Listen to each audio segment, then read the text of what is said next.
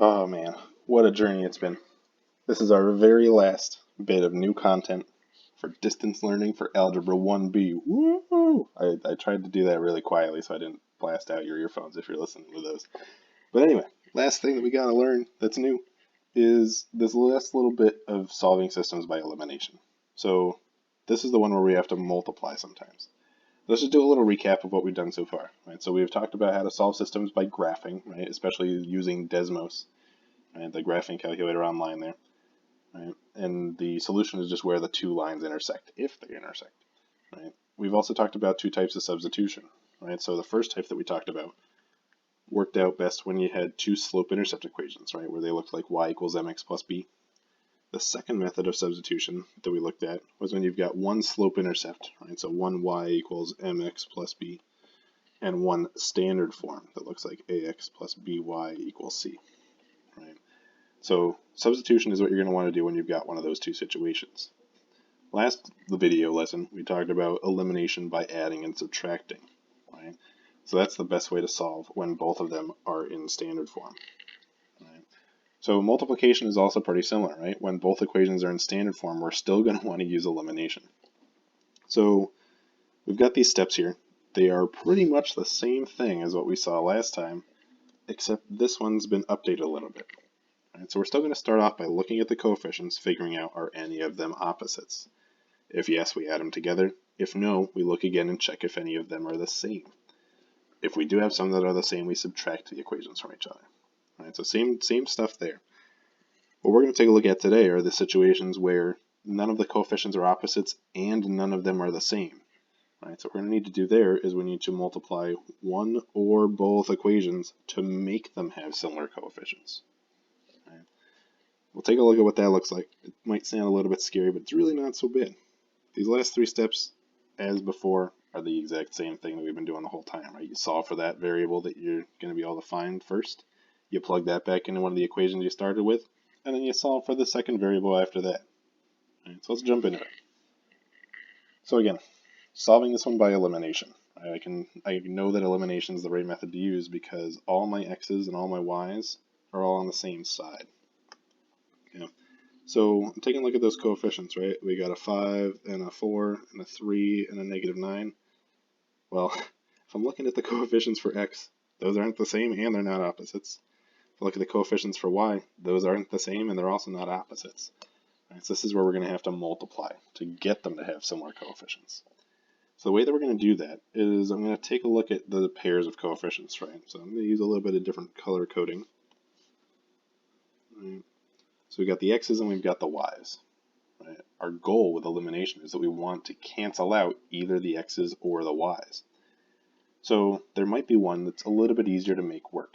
I'm going to choose the x's here, and the reason being is that if I want to turn 5 and 3 into the same number by multiplying, it sounds a little bit easier than working with 4 and negative 9, right? So we're focused on getting this 5 and this 3 to be the same thing. Right? The way that I'm going to do that, I'm just going to think about like, all right, I could just literally do 5 times 3, right? It's going to tell me what I can get them both to be, and that's 15. To get them to both be 15, that top equation, I'm going to have to multiply everything by 3. The bottom equation, I'm going to have to multiply everything by 5. Right, so bear with me. I know this might seem pretty scary right now. Let's kind of work through it. So for that top one that I'm doing in red, we're multiplying everything by 3. Right? So that's 5 times 3 is going to give me 15x. That's 3 times the 4y is going to give me 12y. Right? And then on the other end of there, right, what we're going to get is negative 30 times 3 is going to give me negative 90.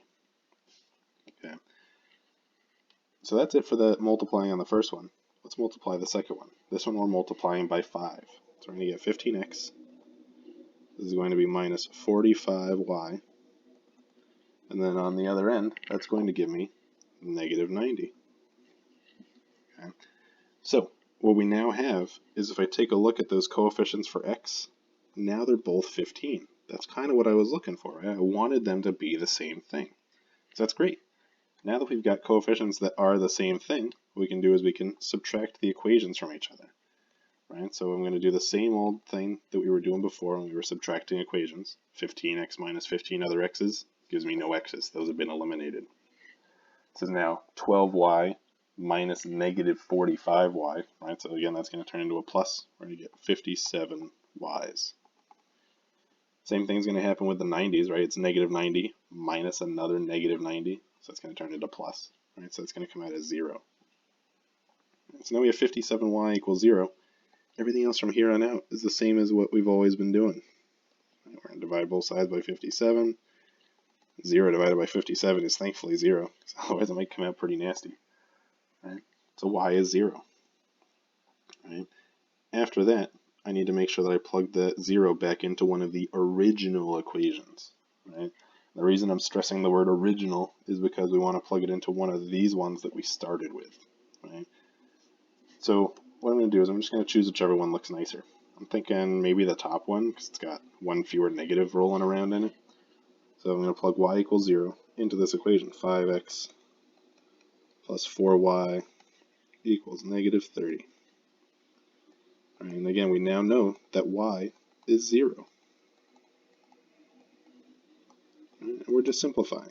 Right? If this is 5x plus 0 equals negative 30, don't even need to move the 0 over because it gets rid of itself for us. And then we divide by 5, get that x all by itself. So x is equal to negative 6. So again, the first step on these problems is the scary one, right? After you get it going, the whole rest of it hopefully doesn't seem that bad, right? From here on, we're just doing regular algebra stuff, right? Nothing super fancy. Let's try another one of these out. So, oh, actually, before we do that, let's talk about why we didn't choose the 4 and the negative 9, right? If I wanted to choose 4 and negative 9, I could do the same thing. I could multiply and I could get them to, both come out as 36. But then I have to multiply the top equation by 9 and the bottom equation by 4. And that doesn't really sound like too much fun, right? So sometimes there's you can get it either way. You could have chosen to get rid of the y's. It would have worked out all right. But sometimes there's a slightly easier way, right? So be on the lookout for those. Don't stress about finding it on every single one, right? If you have a thought and you want to just roll with it, chances are you might end up being all right. Okay. Oops. All the way over there. So what we're doing is we're going to take a look at this second one. We're going to solve this one by elimination as well. So again, taking a look at the coefficients, I got a 3 and a 6 for the x's. I got a negative 4 and a negative 5 for the y's. They don't match in any way, right? They're not opposites. They're not the same. So what I'm going to need to do is I'm going to need to multiply. So back when we were, defining this multiplying thing, right, we were talking about how we might need to multiply one or both. Right? So on the last one, we multiplied both equations. On this one, I'm seeing that we can get away with just multiplying one of them. If I take a look at these x's, if one of them has a 3 and one of them has a 6, I can turn 3 into 6. Right? So what I'm going to do is I'm just going to multiply the top equation to turn that 3 into a 6. Right? It's going to make my life a little bit easier here. I'm also going to do something a little bit tricky. I'm going to put a negative on that 2 that I multiply by. And we'll kind of see in just a second why I'm doing that. You might already be able to kind of tell. So I'm going to multiply everything in that top equation by negative 2. It's going to be negative 6x. It's going to be positive 8y. It's going to be negative 14. All right, this bottom one, we didn't change at all. So I'm just going to bring that one right on over. Okay. So now I'm taking a look at those coefficients for x again. We've got a negative 6 and a positive 6. All right, so the reason that I popped that little bit of negative on that 2 that I multiplied with, right, is because now I've got negative 6 and positive 6 for my coefficients. So instead of having to worry about I need to be careful about the signs, I'm subtracting the equations. Now I'm just adding the equations. All right, so just add negative 6 plus 6, 0. Right? There's no x's left. We eliminated those. That's what we were going for, so that's good. For the y's, we have 8y plus a negative 5y. So it's actually going to sort of subtract down to 3y's. As for the numbers on the other side, we got negative 14 plus 20 is going to bring us up to a positive 6 rather. Divide both sides by 3 to get that y on its own. So y is 2. You ever sit up late at night and just stare into the stars in the sky?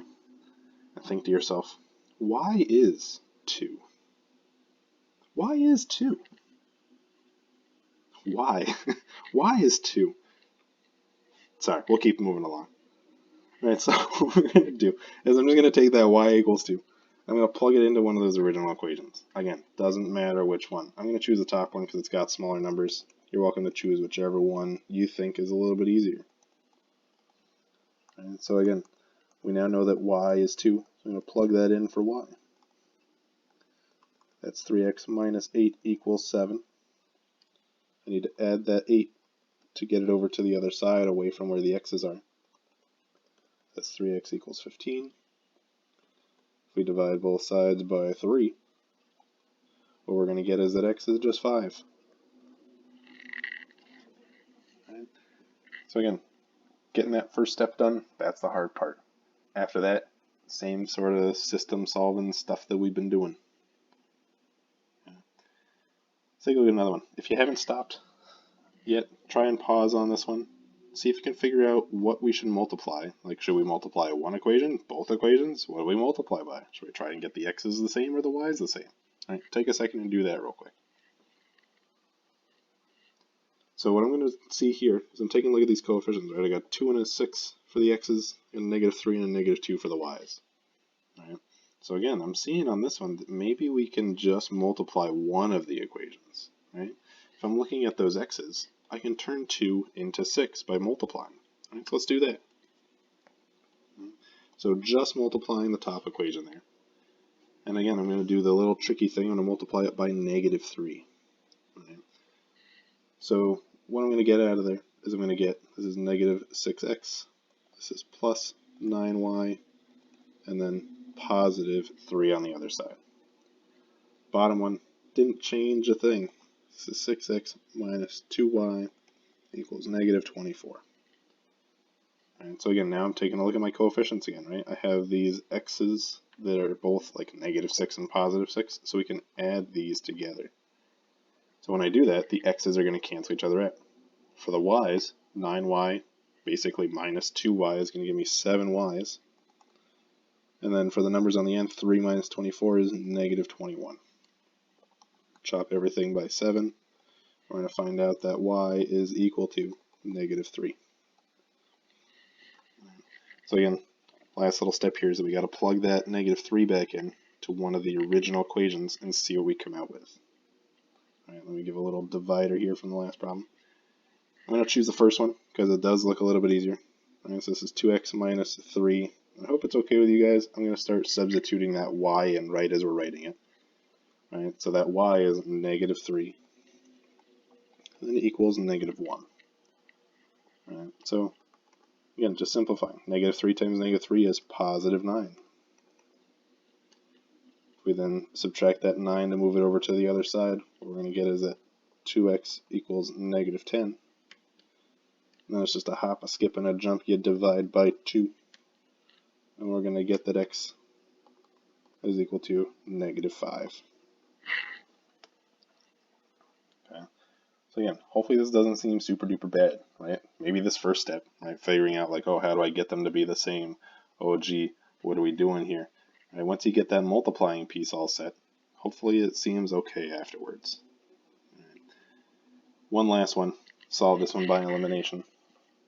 So again, I'm going to start by looking at the coefficients. I got a -3 and a +4. I got a +2 and a +5. All right, so a couple different things that we could do on here, right? So we could choose to get rid of the ends, right? We could turn 2 and 5 into 10, right? And that would work out just fine. But I'm also noticing that the m's, there's already a negative and a positive, right? So that kind of works out for me because then I can eventually add later on. So let's take the top and bottom equations. Let's try and get the m's to have the same coefficients. Right? So if I'm looking at -3 and +4, I could turn those both into 12. So what I'm going to do is I'm going to multiply the top one by 4 to do that, and multiply the bottom one by 3. Okay. Oops. When we multiply the top one by 4, what we're going to get is this is -12m plus 8n equals 24. For the blue one down on the bottom, When we multiply everything by 3, that's going to be 12m plus 15n equals negative 93 gross. Right? So again, I'm taking a look at these coefficients. I got a negative 12 and a positive 12.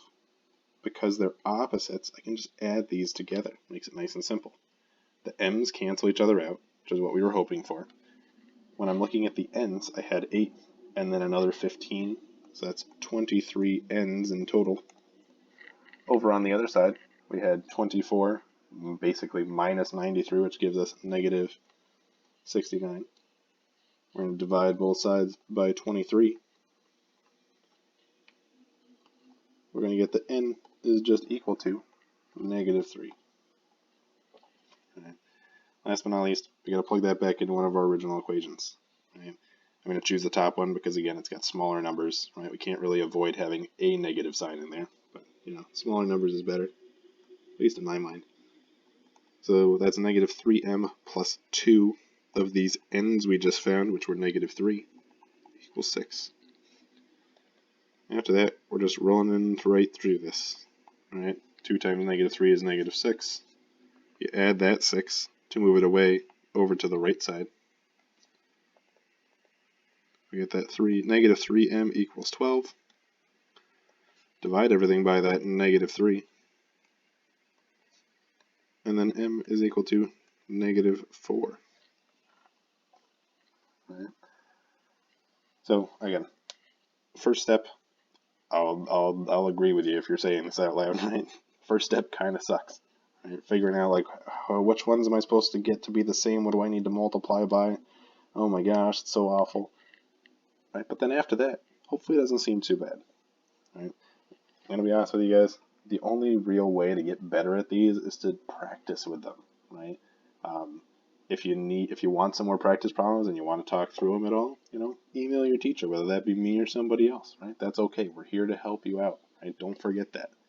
If you need help with any of this stuff that we're doing on systems, especially as we're drawing real close to the end, right? Be sure to reach out, okay? We're here for you. As is, I'm out for this video, and I'll catch you later. Bye!